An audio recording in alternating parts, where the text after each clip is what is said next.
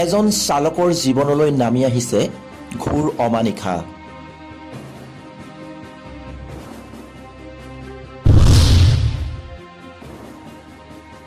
এগৰাকী মৰম লগা দুৰ্ভগীয়া কণমানি, বয়স ২.৫ বছৰ। কণমানিজনী দেখাত সুস্থ যেন লাগিলেও তাই এক জটিল ৰোগত আক্ৰান্ত। শিৱসাগৰ জিলাৰ বালিঘাট অঞ্চলত ভাড়াতীয়া হিচাপে বাস কৰা নৰেন্দ্ৰ মিশ্ৰা আৰু চীনা মিশ্ৰাৰ কন্যা ডিম্পী মিশ্ৰা।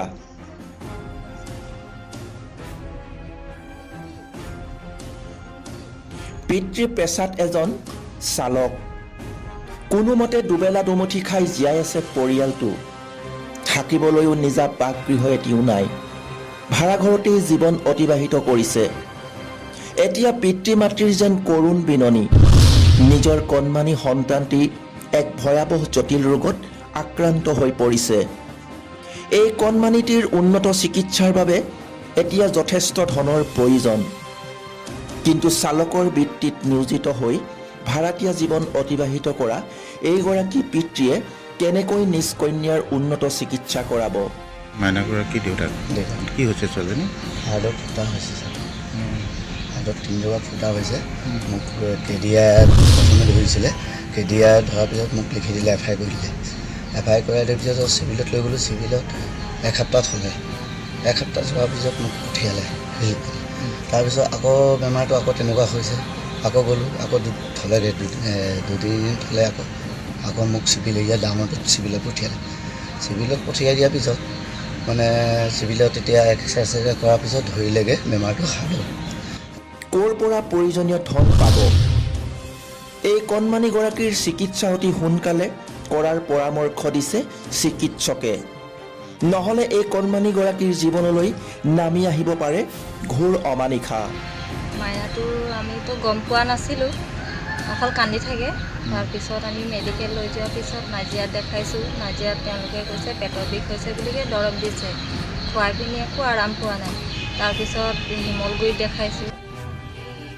এই কণমানিগৰাকীৰ এই বিপদৰ সময়ত আগবাঢ়ি আহিছে ৰক্তই জীৱন নামৰ এটি স্বেচ্ছাসেৱী সংস্থাৰ শিৱসাগৰ জিলাৰ সভানেত্ৰী বীণাপাণি বৰুৱা। মাইনাটো সহায় কৰিম বুলি আহিছে ন? আপোনাৰ পৰিচয়টো দাঙি ধৰিব। মই শিৱসাগৰ জিলাৰ আমাৰ ৰক্তই জীৱন স্বেচ্ছাসেৱী সংস্থাৰ শিৱসাগৰ জিলাৰ মই দায়িত্ব অকণমান লৈ আছোঁ। আমি যিহেতু এটা ৰক্ত শিবিৰ চলাই আছোঁ শিৱসাগৰ জিলাত, আৰু আমাৰ কেন্দ্ৰীয় সমিতি আছে আমাৰ যোৰহাটত। মোৰ আজি 3 দিনৰ আগতে প্ৰায় 10 তাৰিখ গধূলি সময়ত মোক মাইনাজনীৰ মানে ৰিম্পী মিশ্ৰাৰ দেউতাকে ফোন কৰিছিলে।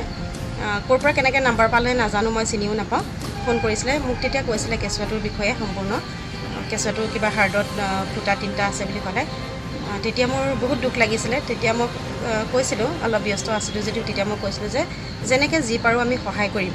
আৰু আমি তেনেকৈ ৰাইজৰ কাম কৰি আহিছোঁ, অকণমান তেজ দি ৰাইজসকলক।